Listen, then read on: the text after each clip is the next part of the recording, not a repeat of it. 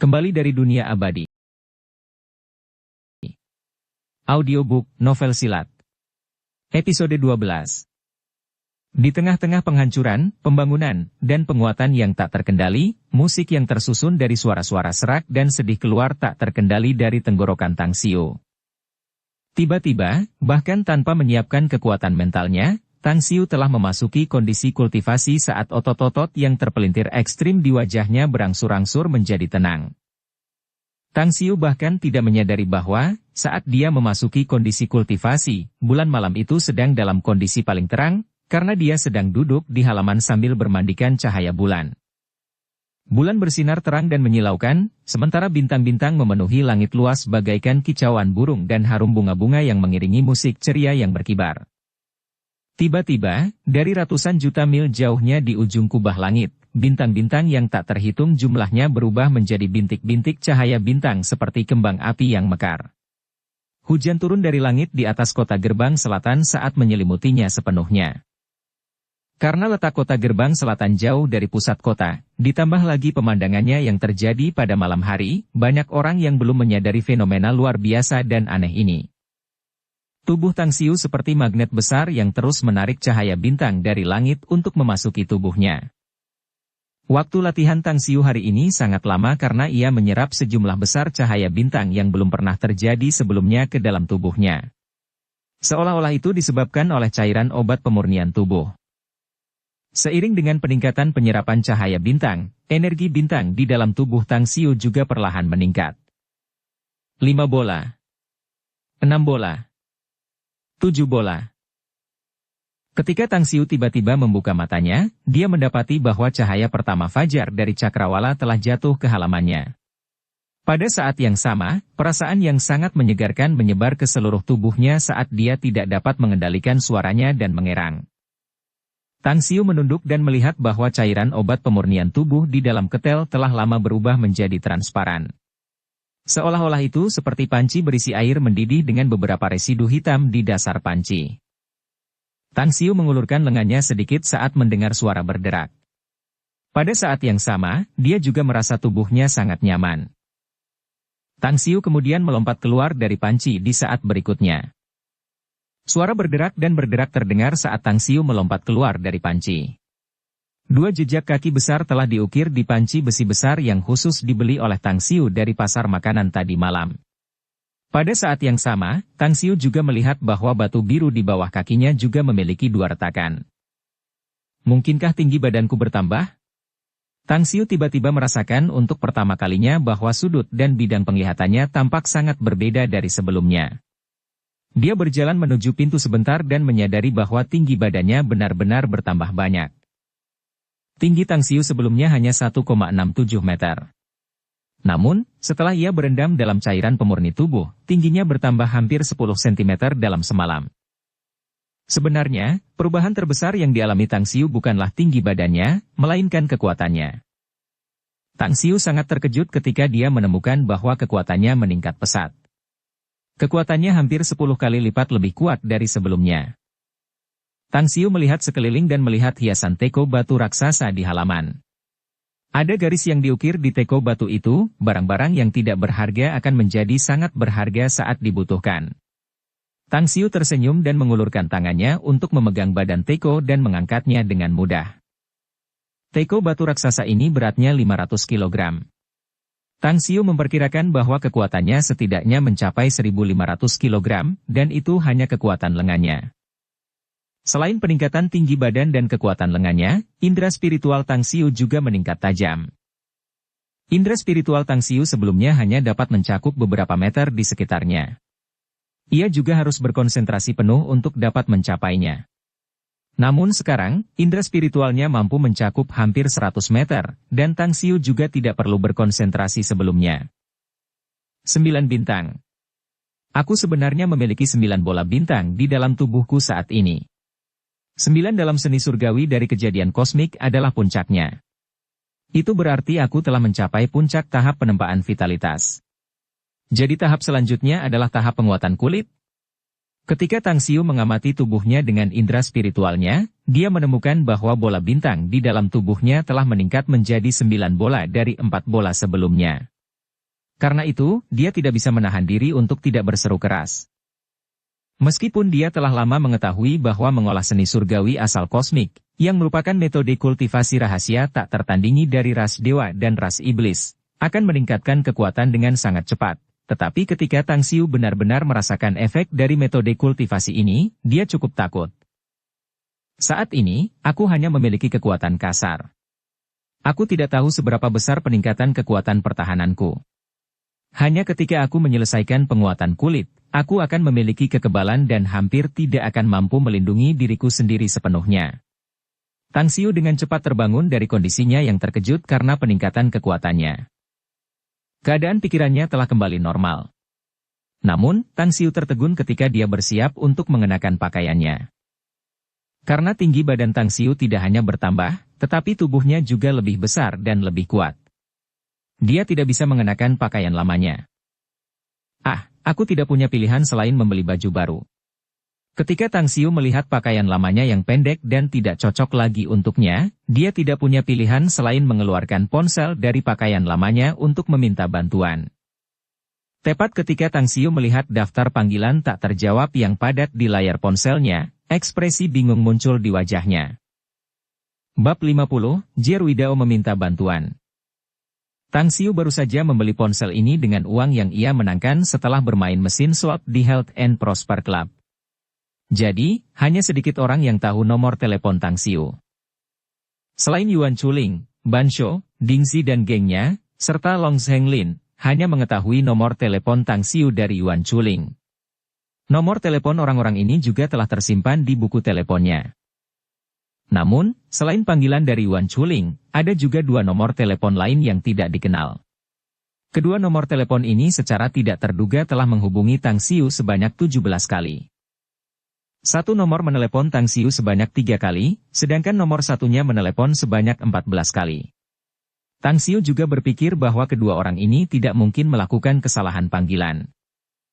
Baru sehari, bagaimana mungkin ada 60 panggilan telepon untuk mencariku? Apa yang terjadi? Tang Xiu merasa sedih saat ia bersiap untuk menghubungi nomor Yuan Chuling. Melihat banyaknya panggilan tak terjawab, Yuan Chuling adalah orang yang paling sering meneleponnya. Dia telah menelepon Tang Xiu sebanyak 50 kali.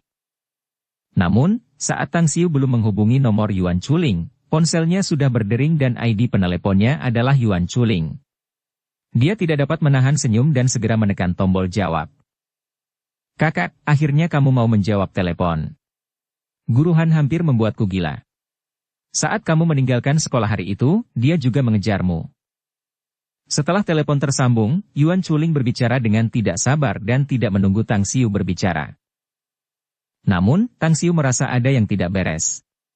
Dia jelas hanya meninggalkan sekolah selama sehari.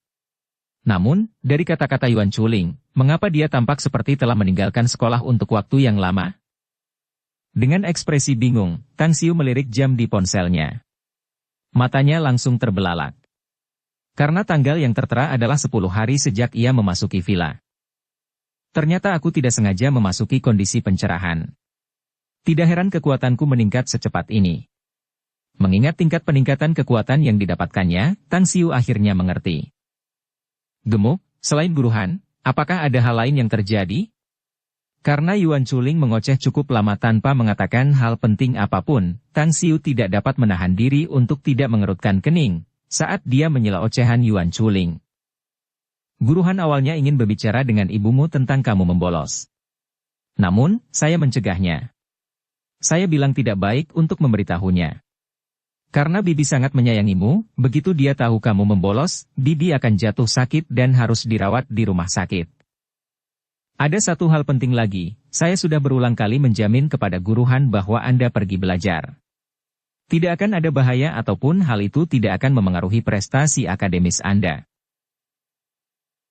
10 hari yang lalu, meskipun Tang Xiu menyerahkan surat cuti kepada Han Qingwu, dia mengatakan bahwa dia akan pergi selama setengah bulan atau lebih.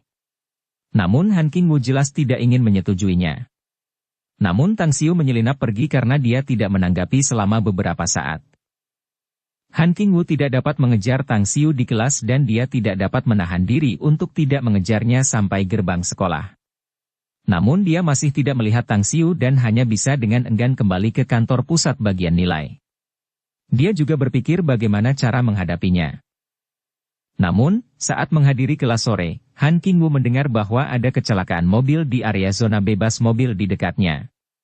Seolah-olah dia ingat bahwa itu adalah Tang Xiu, dan meskipun dia belum mendengar tentang korban, hati Han Qingwu seperti sedang digantung. Dia menelepon Yuan Chuling tanpa ragu untuk memintanya menghubungi Tang Xiu. Namun, setelah Tang Xiu membeli ponsel itu, ia langsung menyetel ponselnya ke mode senyap agar tidak diganggu. Jadi, kecuali Tang Xiu memegang ponsel itu dan melihat layarnya, pada dasarnya ia tidak akan menerima panggilan itu. Meskipun Han Qingwu dan Yuan Chuling meneleponnya puluhan kali, tidak ada yang mengangkatnya. Meskipun tidak ada yang mengangkat telepon Tang Xiu, teleponnya tetap menyala. Hal ini juga membuat Han Qingwu dan Yuan Chuling merasa lega. Karena teleponnya tidak dimatikan, setidaknya itu membuktikan bahwa Tang Xiu aman. Karena tidak bisa menghubunginya lewat telepon, Han Qingwu masih merasa tidak tenang. Dia kemudian melacak alamat keluarga Tang Xiu untuk menemukan Su Lingyun. Namun, karena tindakan pencegahan Yuan Chuling sebelumnya, Han Qingwu sangat berhati-hati saat mengobrol dengan Su Lingyun. Dia tidak mengungkapkan masalah membolos yang dilakukan Tang Xiu, tetapi malah bertanya tentang situasi keluarga Tang Xiu. Dia juga, pada saat yang sama, mendekati Su Lingyun dan melaporkan tentang promosi kinerja Tang Xiu yang baik. Si gendut, terima kasih. Setelah mendengar ucapan Yuan Chuling, Tang Xiu benar-benar merasa bersyukur. Ia tahu bahwa ia telah menyebabkan banyak masalah bagi Yuan Chuling dan Han Qingwu karena ia menghilang selama 10 hari. Kakak tertua, kita ini saudara. Kau tidak perlu bersikap seperti orang asing. Tapi kalau kau tidak kembali, kurasa aku juga tidak tahan. Yuan Chuling tersenyum lalu menambahkan. Kakak tertua, kalau bisa, sebaiknya kau panggil Guru Han. Gara-gara kau, dia jadi tidak seperti dirinya sendiri selama ini. Minum, makan, mengajar, dia selalu terlihat linglung. Dia jadi pucat dan kurus. Aku tahu, aku akan meneleponnya. Tang Xiu masih ragu untuk menelepon Han Qingwu karena dia aman. Namun, setelah mendengar peringatan Yuan Chuling, dia langsung mengambil keputusan. Setelah menutup telepon Yuan Chuling, Tang Xiu segera menghubungi nomor yang telah meneleponnya sebanyak 14 kali. Meskipun Tang Xiu juga tidak tahu nomor siapa itu, tetapi dia memiliki firasat bahwa ini pasti nomor Han Qingwu. Halo, halo. Setelah telepon tersambung, terdengar suara wanita yang unik, jelas, dan manis menjawab. Setelah mendengar suara Han Qingwu, Tang Xiu bahkan tidak tahu harus berkata apa. Tang Xiu, apakah kamu Tang Xiu? Kamu diam-diam meninggalkan sekolah. Kamu tidak pulang ke rumah. Kemana saja kamu sebenarnya? Jika kamu tidak peduli dengan dirimu sendiri, setidaknya pikirkan ibumu. Telepon berhenti sejenak, kemudian terdengar raungan Han Qingwu yang penuh dengan keluhan. Setelah Han Qingwu tanpa sadar menjawab panggilan itu, dia menyadari ada yang tidak beres. Dia segera melihat nomor telepon itu, dan kemudian menemukan identitas pemiliknya. Tang Xiu yang malang sangat terkejut hingga telinganya pun mati rasa. Itu karena dia tegang dan menempelkan telepon sangat dekat ke telinganya dan mendengarkan dengan saksama. Mendengar suara keluhan yang sangat familiar itu, Tang Xiu tidak marah dan malah menunjukkan senyum senang. Meskipun Han Qingwu marah dan memarahinya, namun perhatian dan kasih sayang yang terpendam turut terbawa dalam kata-katanya. Memiliki perasaan seperti ini sungguh menyenangkan bagi Tang Xiu. Tang Xiu awalnya ingin menjelaskan, tetapi ketika dia tidak menemukan kesempatan untuk menyela, dia menutup mulutnya dan berkonsentrasi mendengarkan Han Qingwu. Hei, kamu Tang Xiu, kan? Bicaralah sesuatu, oke? Han Qingwu sudah berbicara lama sekali. Baru setelah orang itu bahkan tidak menanggapi, dia menyadari bahwa dia hanya berbicara pada dirinya sendiri, sementara pihak lain bahkan tidak menjawab. Dia menyadari bahwa dia kehilangan sopan santunnya sambil juga khawatir bahwa itu adalah nomor yang salah. Mendengar perkataan Han Qingwu, Tang Xiu hampir tertawa terbahak-bahak. Dia hampir bisa membayangkan ekspresi tegang seperti apa yang ditunjukkan Han Qingwu saat ini. Guru Han, ini aku. Aku benar-benar minta maaf. Aku sibuk belajar selama ini, jadi aku mematikan ponselku dan menaruhnya di suatu tempat. Aku tidak mendengar dering ponsel. Tang Xiu tidak bercanda dengannya dan dengan sabar menjelaskan. Kok kamu jadi berandalan dan gak punya sopan santun? Berani-beraninya kamu mengancam guru dan bilang kalau kamu mau pindah sekolah kalau cuti kamu ditolak. Dari mana kamu belajar perilaku menyebalkan seperti itu, hah? Mendengar penjelasan Tang Xiu yang enteng dan santai, Han Qingwu hampir tersedak. Awalnya dia ingin mengumpat. Tapi dia teringat kata-kata Su Lingyun saat mengunjunginya, membuat hatinya melunak. Merasakan kelembutan dan suara lemah dari Han Qingwu, bagian terdalam hati Tang Xiu sangat tersentuh. Guru Han, jangan marah. Anda akan sakit karena marah. Tolong jangan pedulikan itu. Setelah hening sejenak, Tang Xi sengaja menggodanya. Kenapa kau tidak mati saja untukku? Tang Xiu baru saja berbicara, ketika suara gemuruh Han Qingwu terdengar dari telepon dan bank. Telepon ditutup. Dia baik-baik saja. Han Qingwu tampaknya telah kembali ke dirinya yang biasa. Tang Xiu juga merasa lega dan kemudian memutar nomor telepon terakhir. Permisi, bolehkah saya bertanya apakah Anda Tuan Tang? Tuan saya sedang membereskan meja. Untuk sementara dia tidak dapat menerima telepon. Namun, Tuan saya mengalami masalah di Pulau Jingmen dan ingin meminta bantuan Tuan Tang. Jika Tuan Tang menuruti dan bersedia melakukan perjalanan, saya akan segera mengatur pemesanan tiket pesawat. Setelah telepon tersambung, penerima telepon dengan hormat menyapa Tang Xiu dan menyampaikan maksudnya dengan penuh semangat. Dia bahkan tidak memberi waktu bagi Tang Xiu untuk menanyakan identitas orang lain. Sangat jelas bahwa dia telah lama mencoba menghubungi Tang Xiu dan tampaknya telah menemui masalah besar. Kalau tidak, dia akan memberi kesempatan kepada Tang Xiu untuk berbicara. Siapa tuanmu? Tang Xiu curiga bahwa pria itu salah mengenalinya. Namun, dia tidak langsung menutup telepon dan malah bertanya. Tuanku adalah Jia Ruidao. 10 hari yang lalu, tuanku bermain judi denganmu di ruang makan keluarga Long. Ketika Tuan kembali, dia bercerita tentangmu. Jadi kami juga tahu tentangmu. Tuan mengalami situasi sulit 3 hari yang lalu. Dia mungkin tidak hanya kehilangan segalanya tetapi juga bisa kehilangan nyawanya. Kami benar-benar meminta bantuan Tuan Tang untuk membantu Tuan. Pria itu menjawab dengan cemas. Maaf. Kurasa kau salah orang. Meskipun aku pernah berjudi dengan Grandmaster Jia, tapi kemampuan berjudiku tidak setingkat dengannya. Jika Grandmaster Jia tidak bisa menyelesaikan masalah, aku pasti tidak bisa membantu. Setelah mengetahui keseluruhan ceritanya, Tang Xiu menutup telepon tanpa ragu-ragu. Meskipun dia menang dan juga mengagumi kemampuan Jia Ruidao di aula makan Long, tetapi Tang Xiu tidak merasa bahwa persahabatannya dengannya telah mencapai tingkat yang begitu dalam. Lagi pula, Tang Xiu tidak suka berjudi. Dia malah membencinya. Jika bukan karena dia butuh uang, dia tidak akan masuk ke klub kesehatan dan kemakmuran atau berjanji membantu Long Zhenglin berjudi melawan Jia Ruidao.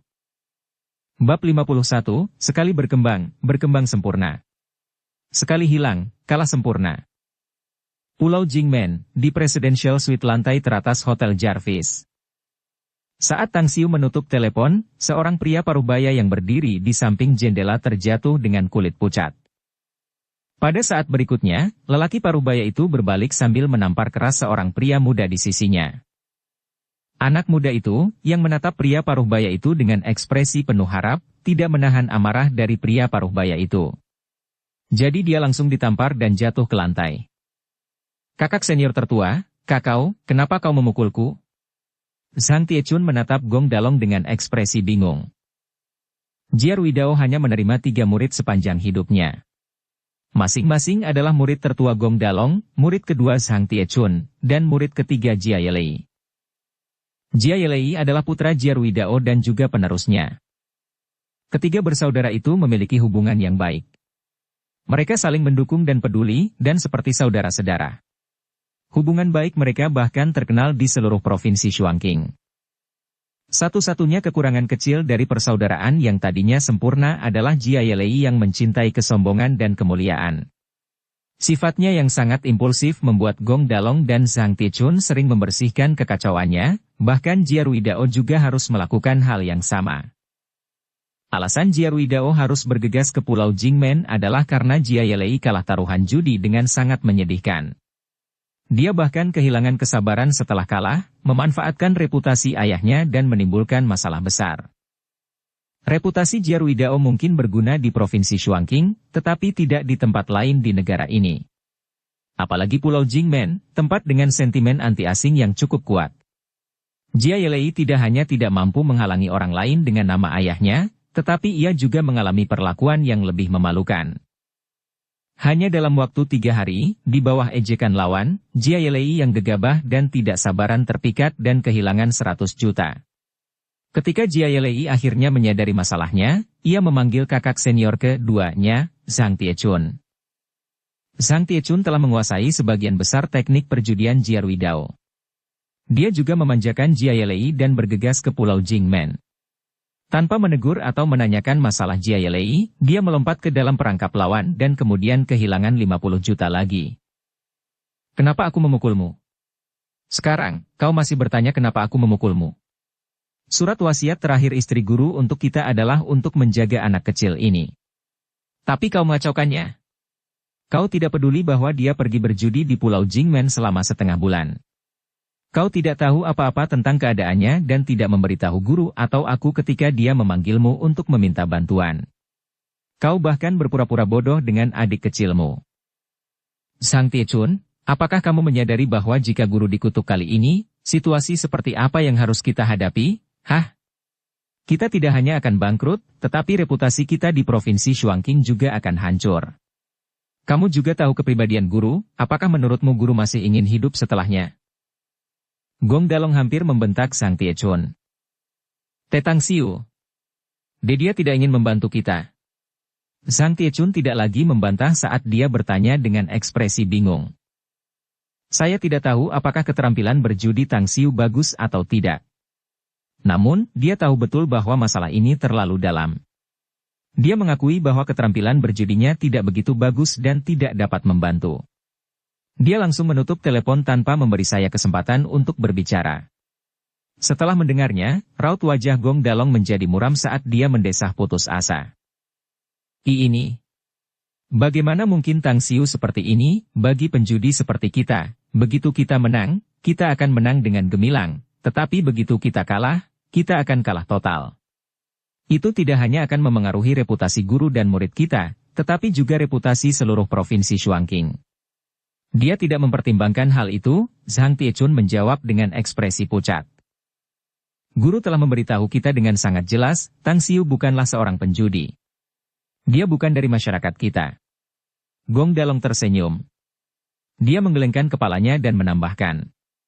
Mari kita pikirkan cara lain terlebih dahulu, kita hanya bisa menyingkirkan Tang Xiu dan berbicara kepadanya dengan akal sehat secara perlahan. Setelah menutup telepon dari Gong Dalong, Tang Xiu membersihkan villa, dan kemudian kembali ke sekolah.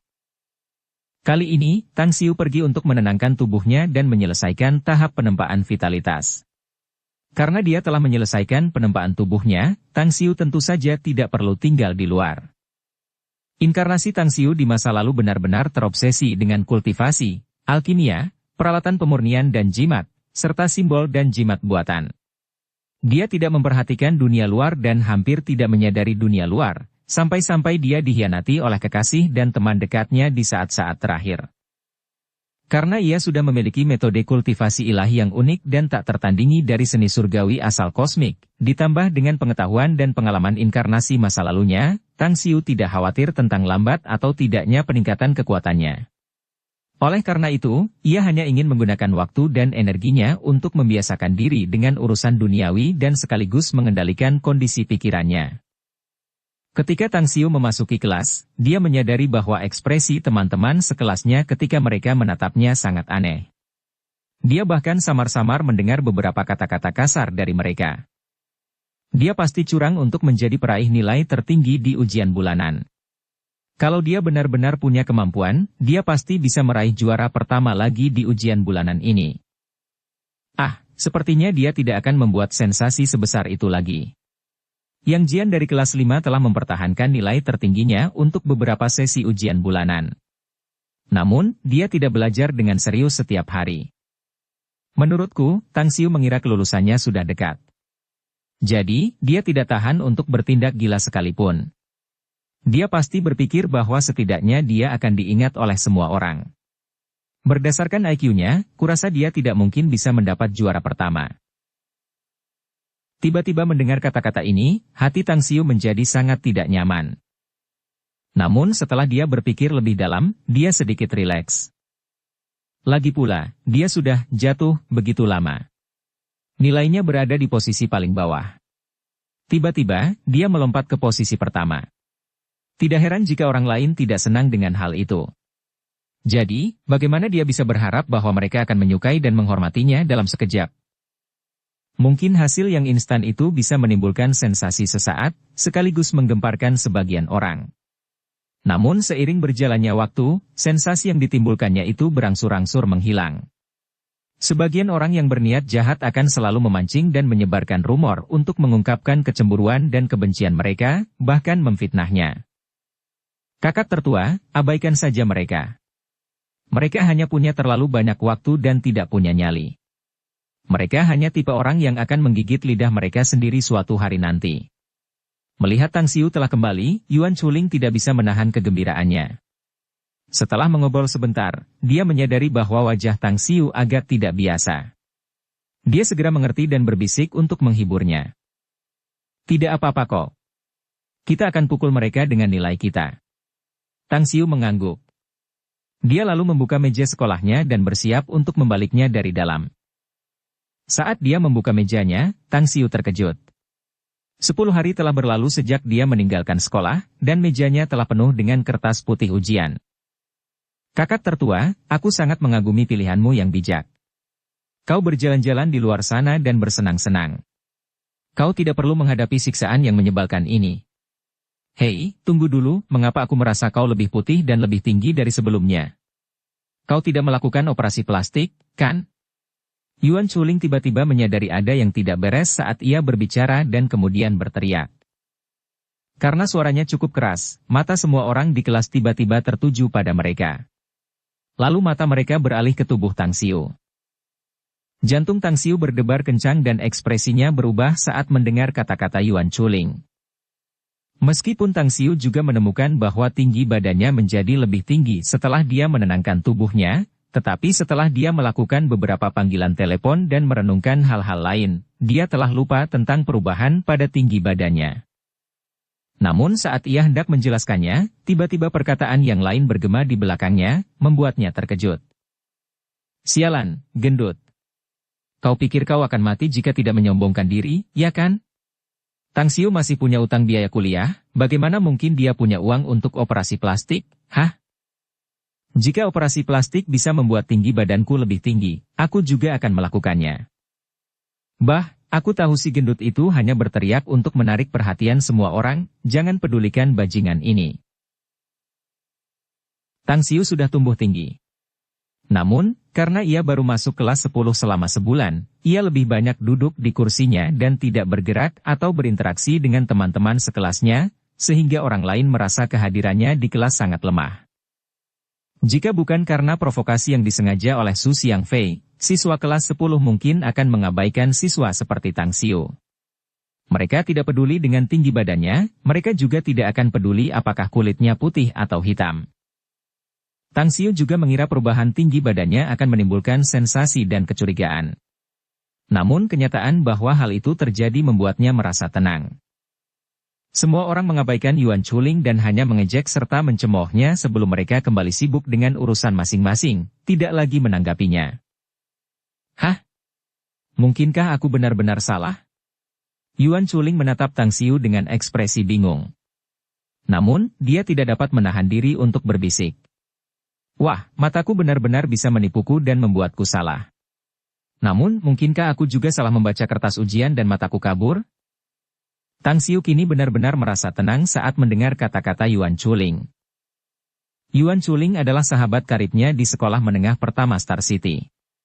Jika Yuan Chuling saja tidak yakin bahwa dirinya telah mengalami perubahan yang luar biasa, orang lain pasti tidak akan dapat melihat apapun.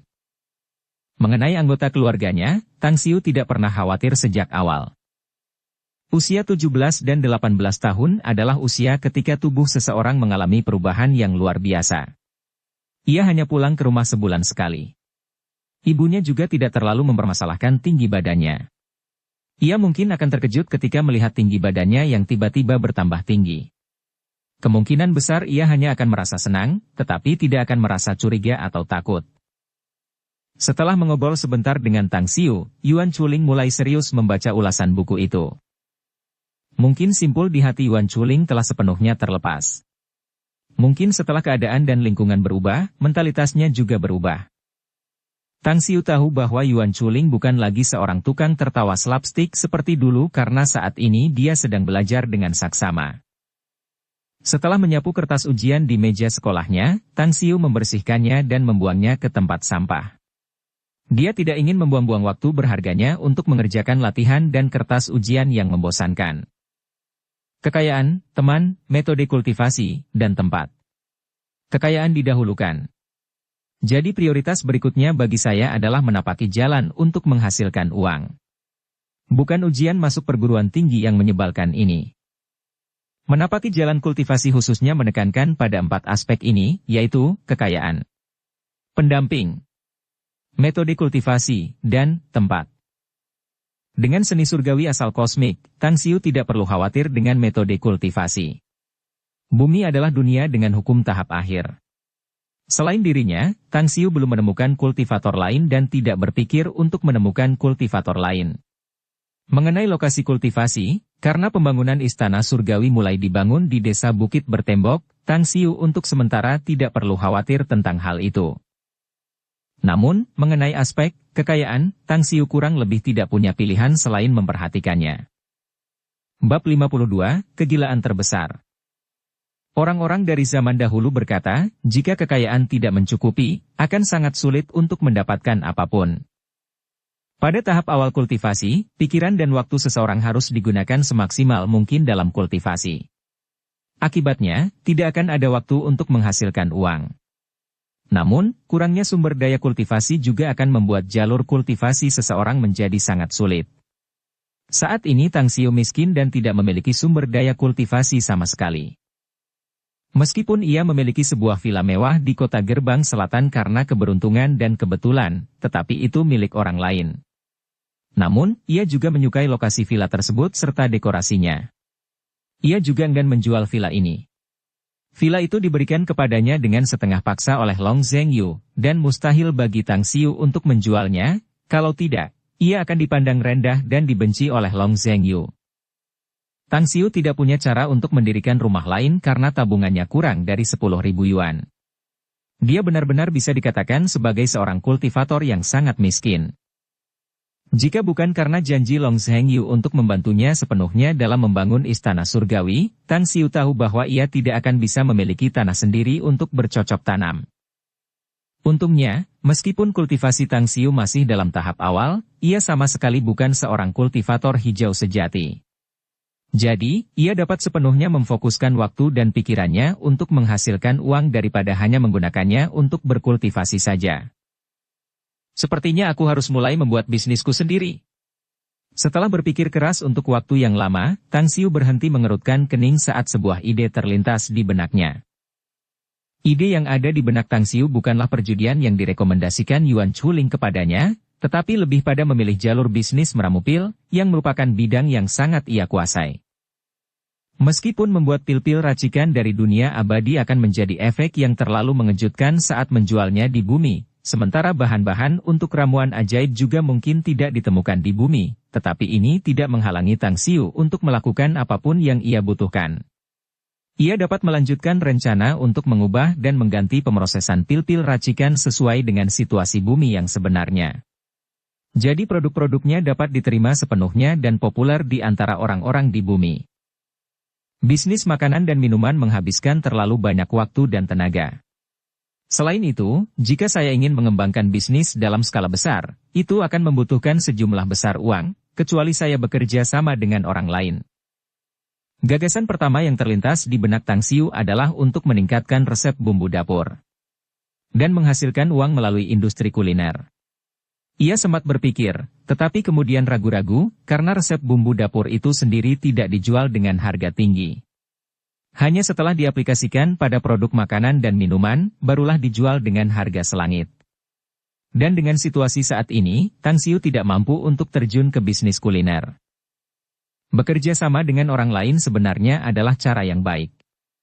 Namun, kemungkinan besar dia akan menjadi bawahan orang lain, sementara mendapatkan kepercayaan orang lain juga bukan hal yang mudah. Selain makanan dan minuman, ada juga minuman keras, kosmetik, dan produk perawatan kesehatan. Tang Xiu memeras otaknya dan juga memikirkan kemungkinan untuk menerapkan pil racikan ke bidang bisnis lainnya. Tetapi Tang Xiu menyadari bahwa dia tidak tahu apapun tentang area ini karena tiba-tiba dia merasa sakit kepala. "Kakak, kamu hanya duduk di kelas. Mungkinkah kamu sudah lama tidak menemukan sesuatu yang aneh?" Setelah bel berbunyi, Yuan Chuling meletakkan bukunya sambil mendorong lengan Tang Xiu dan berbisik. "Hah? Hal-hal khusus apa yang harus aku temukan?" Tang Xiu bingung mendengar pertanyaan Yuan Chuling saat dia bertanya dengan ekspresi bingung. Mendengar itu, Yuan Chuling menatap Tang Xiu dengan ekspresi seperti orang yang kalah. Ia kemudian bersandar dan berbisik ke telinga Tang Xiu, menceritakan kepadanya tentang kejadian-kejadian terkini di kelas Tang Xiu. Akan tetapi, Yuan Chuling belum sempat berbicara, tetapi Tang Xiu tiba-tiba berdiri dan berjalan keluar kelas. Yuan Chuling tercengang saat dia membuka mulutnya lebar-lebar dan ingin menanyakan alasan Tang Xiu. Namun saat matanya melihat sosok cantik di luar kelas, dia langsung mengerutkan bibirnya dan menutup mulutnya. "Benar-benar sandiwara yang aneh. Kupikir kau benar-benar tidak bisa menemukan Cheng Yanan karena dia tidak datang di sesi kelas pertama." Melihat Tang Xiu berjalan ke arah Cheng Yanan, ekspresi merenung muncul di wajah Yuan Chuling. Dia sudah pergi selama 10 hari. Tapi kakak tertua sudah menjadi seberani dan sebebas ini. Sial, apakah dia tidak takut digosipkan oleh siswa lain, pikir Yuan Chuling sambil berdiri dan perlahan berjalan keluar kelas.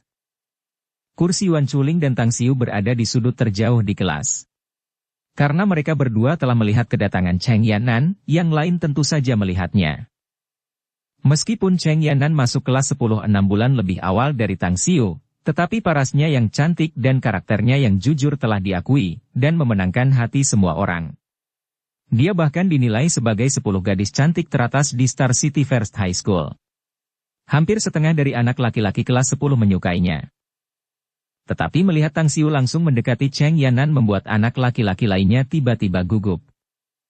Waktu kelulusan sudah dekat. Banyak siswa laki-laki yang merasa tidak punya harapan dalam ujian masuk perguruan tinggi, bersiap untuk menyatakan cinta kepada gadis kesayangan mereka dan berharap bisa menjalani kehidupan cinta yang bahagia sebelum kelulusan.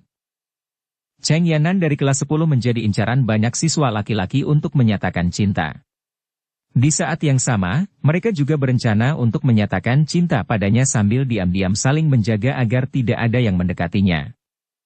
"Tang Xiu, Cheng Yanan milikku. Kau harus menyerah padanya." "Sial, seekor kodok ingin memakan angsa. Minggilah dari hadapanku." Kami, saudara-saudara ini bahkan belum mengaku padanya. Giliranmu belum tiba. Ketika Tang Xiu baru saja berjalan ke pintu kelas, beberapa anak laki-laki menghentikannya. Mereka menatap Tang Xiu dengan tatapan menggoda. Yang mengejutkan adalah bahkan Su Duanxin dan Tan Likuan ada di antara mereka. Saat Su Duanxin dan Tan Likuan menghentikan Tang Xiu, Su Xiangfei mencabut seikat bunga mawar di belakangnya lalu melompat keluar dan berlari ke arah Cheng Yanan dengan ekspresi gembira. "Hei, beri jalan. Cheng Yanan dalam bahaya." Ketika Tang Xiu melihat beberapa teman sekelasnya bergegas menghalangi di depannya, dia berpikir untuk menendang mereka keluar satu persatu, tetapi juga khawatir hubungannya dengan mereka akan menemui jalan buntu, jadi dia tidak bisa menahan diri untuk tidak membentak mereka dengan suara lembut. "Hah? Menurutmu kami ini hantu atau anak berusia 3 tahun? Bahkan jika Cheng Yanan dalam bahaya, bukan giliranmu untuk menyelamatkannya." Ketua kelas sudah melompat menjadi pahlawan untuk menyelamatkan sang putri. Mendengar Su Duanxin, Tan Likuan dan yang lainnya mengejeknya, Tang Xiu tahu bahwa ia telah melebih-lebihkan IQ teman sekelasnya. Ia sangat menyesal karena tidak segera menyingkirkan bajingan-bajingan bodoh ini dan menendang mereka ke tempat sampah. Saat berikutnya, bayangan seseorang melompat dari udara dan jatuh dengan keras ke lantai. Diikuti oleh pendaratan orang ini, bayangan lainnya juga jatuh satu demi satu dari udara seperti hujan. Jika kalian tidak ingin mati, minggirlah. Kalau tidak, kalian semua akan mati seperti bocah sialan ini. Ketika semua orang masih belum tahu dan tidak dapat bereaksi terhadap apa yang terjadi, sebuah raungan keras yang mengejutkan tiba-tiba bergema di koridor luar, diikuti oleh seorang pria bertampang garang penuh janggut yang muncul di hadapan semua orang. Saat itu, semua orang melihat ada seorang pria yang memegang tangan Cheng Yannan dari belakang sambil menodongkan belati ke lehernya. Sosok yang terlempar itu ternyata adalah Su Xiangfei, yang merupakan orang tercepat yang berlari keluar kelas. Buket bunga mawar yang telah disiapkannya untuk diberikan kepada Cheng Yannan bagaikan hujan mawar yang jatuh ke lantai, karena ia sendiri juga pingsan dalam sekejap. Tiba-tiba kejadian kecelakaan itu membuat semua murid ketakutan dan tak berdaya, kelas yang tadinya riuh pun menjadi sunyi dalam sekejap. Meskipun kelas 10 memiliki disiplin terburuk di antara kelas-kelas tahun ketiga, dan sebagian besar anak laki-laki juga nakal dan terbiasa dengan kelas-kelas yang suka berkelahi dan membolos, tetapi mereka tetap saja masih remaja. Agresivitas dan keganasan pria berjanggut itu benar-benar menghancurkan kognisi mereka. Kalian semua masuk ke kelas bersamaku satu persatu. Jika ada di antara kalian yang mencoba melarikan diri atau memperingatkan yang lain, Big Daddy ini akan membunuh jalang ini. Dan kemudian kalian semua akan mati setelah bajingan ini. Sementara siswa kelas 10 masih linglung, pria berjanggut itu menendang beberapa siswa yang berada di depan kelas dan menghalangi pintu. Dia kemudian berdiri di depan pintu kelas sambil membentak beberapa siswa dengan suara tegas. Beberapa siswa yang berdiri menyedihkan sebenarnya memiliki kesempatan untuk melarikan diri, tetapi di bawah tatapan tajam dan ganas dari pria berjanggut itu, mereka tidak punya pilihan selain patuh berlari kembali ke dalam kelas. Tutup pintunya. Semua anak laki-laki, pindahkan meja kalian dan halangi pintunya. Ayo, maju. Siapa yang tidak bergerak, akan kubunuh kalian. Melihat semua siswa di kelas berada dalam kendalinya, pria berjanggut itu melangkah maju 2 langkah sambil mencengkeram kerah baju Su Xiangfei dan menyeretnya ke dalam kelas sambil meneriakkan perintahnya dengan keras. Mendengar teriakan keras pria berjanggut itu, para siswa kelas 10 merasa tidak berdaya dan tidak punya pilihan lain selain menuruti perintahnya untuk menutup pintu kelas. Mereka kemudian perlahan-lahan menggeser meja sekolah mereka ke arah pintu untuk menghalanginya. Melihat semua murid itu menuruti perintahnya, ekspresi puas muncul di mata pria berjanggut itu. Sarafnya yang tegang juga sedikit rileks karena belatinya tidak lagi menempel di leher Cheng Yannan. Dia melambaikan tangannya dari waktu ke waktu untuk mengarahkan pekerjaan para murid. Dasar bajingan! Apa urusanmu di sini? Berani sekali kau menggertak dan menggertak di kelas kami, hah? Ketika Tang Xiu melihat kesempatan dan hendak bergerak, suara seseorang tiba-tiba terdengar dari belakang kelas. Yuan Chuling mengangkat meja dan membantingnya dengan keras ke arah pria berjanggut itu. Dari segi tinggi dan bentuk tubuh, Yuan Chuling sama sekali tidak bisa dibandingkan dengan lelaki berjanggut itu, tetapi saat dia mengamuk dan berteriak keras, semua murid menggigil hebat. Melihat Yuan Chuling dengan gagah berani menyerbu ke depan, mata seluruh siswa kelas 10 tak kuasa menahan diri untuk tidak berbinar-binar saat raut wajah penuh harapan terungkap. Jika serangan Yuan Chuling berhasil, Cheng Yannan tidak hanya akan terhindar dari nasib buruk, tetapi siswa lainnya juga tidak perlu menderita penyiksaan dan penghinaan. Saat murid-murid kelas 10 tidak tahan lagi bersorak menyemangati Yuan Chuling, adegan berikutnya membuat mereka tercengang. Pria berjanggut itu, seolah-olah memiliki kemampuan melihat ke depan, tiba-tiba dengan paksa meraih tangan Cheng Yannan dan mengangkatnya serta meletakkannya di depannya. Pada saat yang sama, tangannya yang lain yang memegang belati juga dengan cepat menusuk ke arah perut Yuan Chuling. Bajingan kecil, aku sudah lama waspada terhadapmu.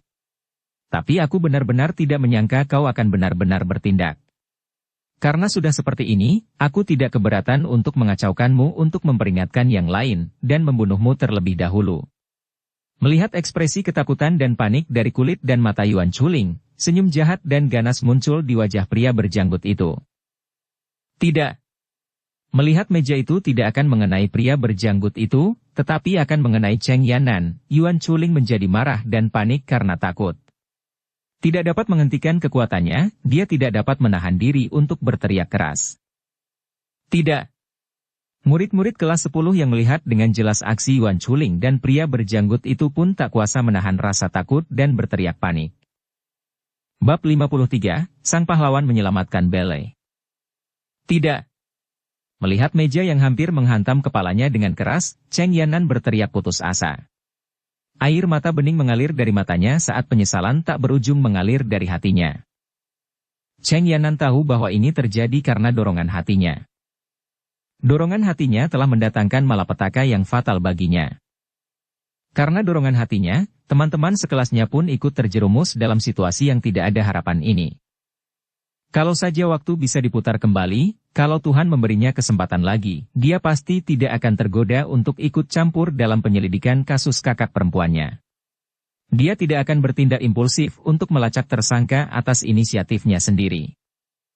Cheng Yannan pada awalnya hanya berpikir bahwa belajar terlalu membosankan dan ingin mencoba sesuatu yang dapat menyegarkan hidupnya.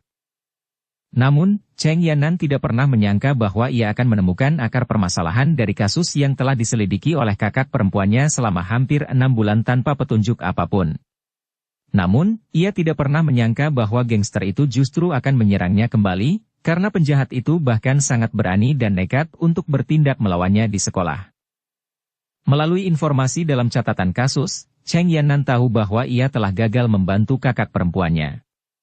Ia juga mungkin telah memaksa polisi untuk berada dalam posisi yang sangat pasif. Selain itu, ia telah menyeret teman-teman sekelasnya ke dalam situasi yang sangat berbahaya. Saat Cheng Yannan berpikir bahwa dia pasti akan mati, dia tiba-tiba merasakan tangan penjahat berjanggut yang mencengkeram tubuhnya terlepas. Tubuhnya jatuh pelan ke lantai saat dia melihat pemandangan berikutnya, meja yang awalnya akan menghantamnya, menghantam pipi penjahat berjanggut itu. Pada detik-detik kritis, Tang Xiu bertindak tepat saat gangster berjanggut itu berada dalam suasana hati paling puas. Tang Xiu langsung menggunakan kedua tangannya dan mencengkeram bahu gangster berjanggut itu. Tidak sedetik pun gangster berjanggut itu mampu bereaksi terhadap apa yang terjadi, karena suara retakan kemudian terdengar 2 kali saat Tang Xiu mencubit tulang belikat gangster berjanggut itu hingga hancur berkeping-keping. Setelah tulang belikat gangster berjanggut itu hancur, tangan kanannya tidak hanya tidak memiliki kekuatan untuk mengangkat Cheng Yannan lagi untuk menghalangi meja yang akan menghantamnya, dia juga tidak dapat memegang belati yang diayunkan tangan kirinya yang akan menusuk Yuan Chuling. Saat belati itu jatuh ke lantai, dia hanya bisa menatap kosong ke meja yang akan mengenai kepalanya. Bajingan sialan, beraninya kau. Gangster berjanggut itu tampak sangat marah saat dia mengutuk. Dia segera mengangkat kakinya untuk menendang Cheng Yannan yang jatuh dan berguling-guling di lantai ke arah Yuan Chuling. Pada saat yang sama, gangster berjanggut itu menoleh dan memukul Tang Xiu dengan tinjunya. Melihat gangster berjanggut ini mengabaikan rasa sakit tajam yang disebabkan oleh tulang belikatnya yang patah dan bahkan melancarkan serangan balik terhadapnya, ekspresi terkejut melintas di mata Tang Xiu. Kalau orang biasa, muka mereka pasti sudah hancur terkena pukulan gangster berjanggut ini dan kehilangan kekuatan bertarungnya. Gangster berjanggut ini tidak hanya mampu menghadapi ancaman di belakangnya, tetapi juga mampu menghindari ancaman Yuan Chuling kepadanya seminimal mungkin. Namun, sungguh malang, gangster berjanggut ini bertemu dengan Tang Xiu yang baru saja menyelesaikan tahap penempaan vitalitas dan menenangkan tubuhnya. Menghadapi serangan cepat dan ganas dari gangster berjanggut itu, Tang Xiu hanya mengeluarkan teriakan pelan lalu dengan cepat mencengkeram kerah bajunya, memanggulnya, dan melemparkannya ke tumpukan sampah di belakang kelas. Dengan gerakan cepat, ia merentangkan tangannya dan mencengkeram meja sebelum mengenai Cheng Yannan, saat ia menangkap dan memegangi tubuhnya. Namun saat itu perhatian semua orang bukan lagi pada meja yang hancur berkeping-keping atau buku-buku yang berserakan di lantai. Pandangan mereka sepenuhnya tertuju pada tubuh pria berjanggut di tumpukan sampah. Titik tempat Tang Xiu berdiri di belakang pojok kelas tempat tumpukan sampah berada berjarak 10 meter. Namun, ia dengan mudah membuang dan melempar pria berjanggut itu ke tumpukan sampah. Melihat pria berjanggut yang tingginya 190 cm dan tubuhnya yang seperti beruang, lalu melihat tubuh ramping Tang Xiu yang tingginya kurang dari 180 cm, semua siswa kelas 10 berulang kali menggosok mata mereka. Mereka menduga bahwa mata mereka bermasalah. Murid-murid kelas 10 akan lebih percaya jika Yuan Chuling yang melempar pria berjanggut itu. Namun, mereka tidak pernah mau percaya bahwa Tang Xiu yang melemparnya. Akan tetapi setelah melihat ekspresi heran dan bingung yang ditunjukkan Yuan Chuling terhadap Tang Xiu, semua orang pun menyadari bahwa Tang Xiu lah satu-satunya orang yang telah mengusir gangster berjanggut itu, dan tidak mungkin Yuan Chuling yang melakukannya. Setelah diremukan dengan keras ke dalam sampah oleh Tang Xiu, tubuh gangster berjanggut kekar itu hancur berkeping-keping, menyebabkan organ-organ dalamnya hancur, dan darah hitam mengucur dari mulutnya.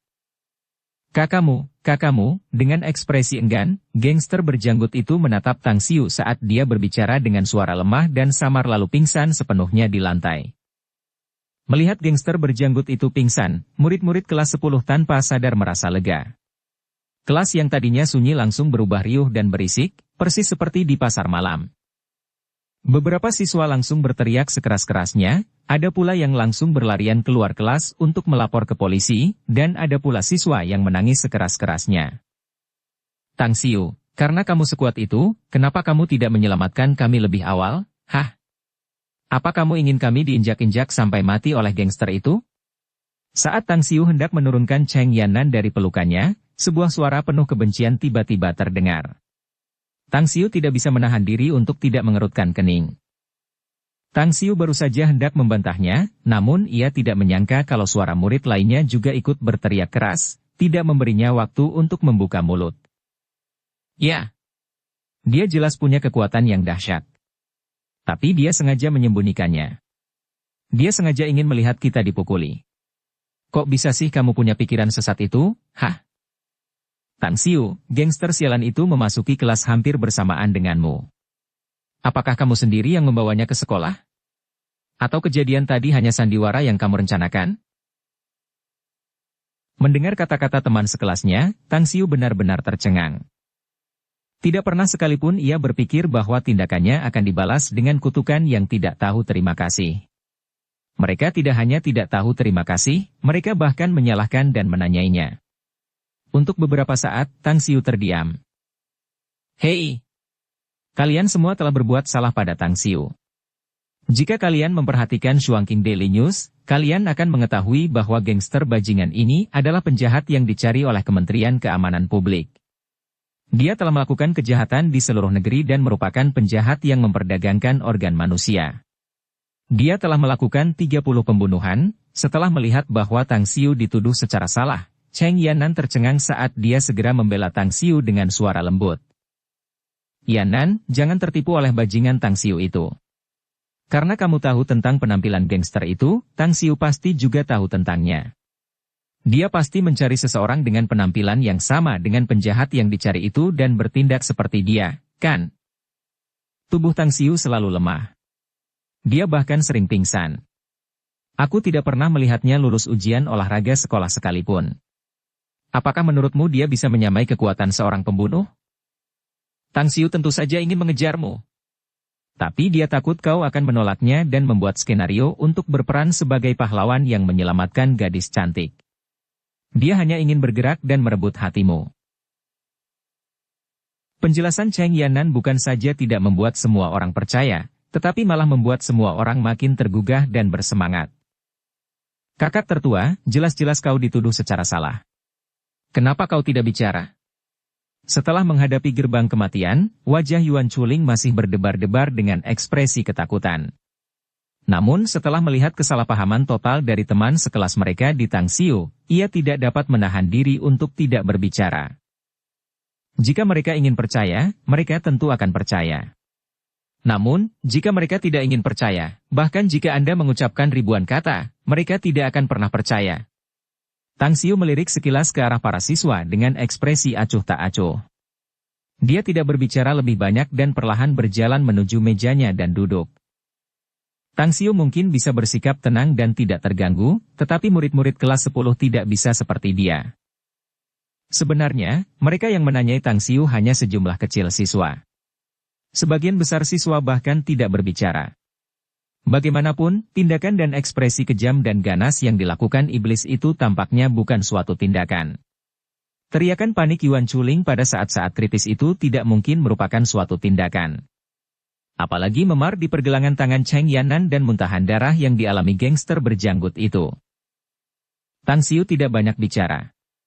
Cheng Yannan juga berdiri kokoh di samping Tang Xiu. Sebagian besar siswa terdiam dan bahkan tidak bersuara. Mereka yang mempertanyakan dan mencaci Tang Xiu perlahan kehilangan suara. 10 menit kemudian, regu polisi kriminal dari Biro Kepolisian Kota tiba. Regu polisi itu secara mengejutkan dipimpin oleh seseorang yang merupakan kenalan Tang Xiu, Cheng Shuemei. Tang Xiu bersiap untuk melangkah maju untuk menyambut Cheng Shuemei. Namun Cheng Yannan telah melangkah maju sebelum dia melakukannya dan dengan cepat dia maju ke depan Cheng Shuemei sebelum Tang Xiu. Akan tetapi, Cheng Yannan bahkan tidak mengatakan apapun ketika telapak tangan Cheng Shuemei menampar wajahnya dengan keras. Cheng Yannan, siapa yang mengizinkanmu mencampuri kasusku, hah? Siapa yang memberimu izin untuk melakukan tindakan yang tidak sah? Kenapa kau tidak melapor padaku begitu kau menemukan petunjuk? Setelah menampar Cheng Yannan, Cheng Shuemei menginterogasinya dengan suara tegas. Kakak, aku minta maaf, aku salah. Saat itu Cheng Yannan sedang menunggu kakaknya menghiburnya. Namun sebaliknya, kakaknya menampar wajahnya. Dia hampir menangis karena merasa telah disakiti. Namun saat dia melihat mata kakaknya juga memerah dengan ekspresi prihatin dan penuh kasih di wajahnya, dia tidak punya pilihan selain menahan air matanya dan meminta maaf dengan suara lembut. Awalnya, ketika Tang Xiu melihat Cheng Shuemei menampar wajah Cheng Yannan, dia merasa sangat jijik dan marah. Dia bahkan hampir tidak sanggup menghentikan tangan Cheng Shuemei. Namun, setelah mendengarkan percakapan antara Cheng Shuemei dan Cheng Yannan, dia tidak dapat menahan rasa senang karena dia tidak terburu-buru bertindak berdasarkan dorongan hati. Sementara Cheng Shuemei dan Cheng Yannan masih berbincang, regu polisi kriminal memeriksa kondisi luka gangster berjanggut itu. Beberapa dari mereka juga menanyakan tentang proses terjadinya kejadian itu kepada siswa kelas 10 lainnya. Kepala, cedera tersangka Ouyang Haifeng tidak baik. Tidak hanya organ dalamnya yang rusak, beberapa tulang rusuknya juga patah. Salah satunya juga menembus jantungnya. Hanya ada sedikit kemungkinan dia akan selamat. Huensu melapor dan pada saat yang sama tidak dapat menahan diri untuk tidak melirik Tang Xiu. Setelah bertanya kepada siswa kelas 10 lainnya, Huensu mendapat jawaban yang sama. Orang yang menangani Ouyang Haifeng adalah Tang Xiu. Namun, ketika dia mengingat kejadian saat terakhir kali menangani kasus Tang Xiu, tubuhnya sangat lemah dan dia bahkan pingsan. Dia merasa bahwa kejadian hari ini sangat aneh. Dia bahkan tidak dapat mempercayai semua yang telah didengarnya. Namun, setelah dia terus bertanya beberapa kali dan menemukan bahwa semua pengakuannya konsisten, Huensu tidak punya pilihan selain percaya. Artinya, Tang Xiu yang kurus benar-benar telah berurusan dengan Ouyang Haifeng. Bab 54, memukul rumput untuk menakuti ular. Apa? Nyawa Ouyang Haifeng dalam bahaya? Bagaimana mungkin? Bukankah dia yang dijuluki sapi mati di timnya? Cheng Shuemei berteriak kaget saat dia berhenti mengobrol dengan Cheng Yannan saat mendengar laporan Huensu. Alasan mengapa Ouyang Haifeng dijuluki sapi mati adalah karena ia memiliki kekuatan yang luar biasa. Ia sekuat sapi, dengan kulit dan daging yang kuat dan tebal sehingga ia memiliki daya tahan yang kuat terhadap pukulan. Di sisi lain, ia memiliki sifat yang sangat keras kepala. Begitu ia memutuskan sesuatu, bahkan 10 kerbau pun tidak akan pernah bisa menariknya kembali.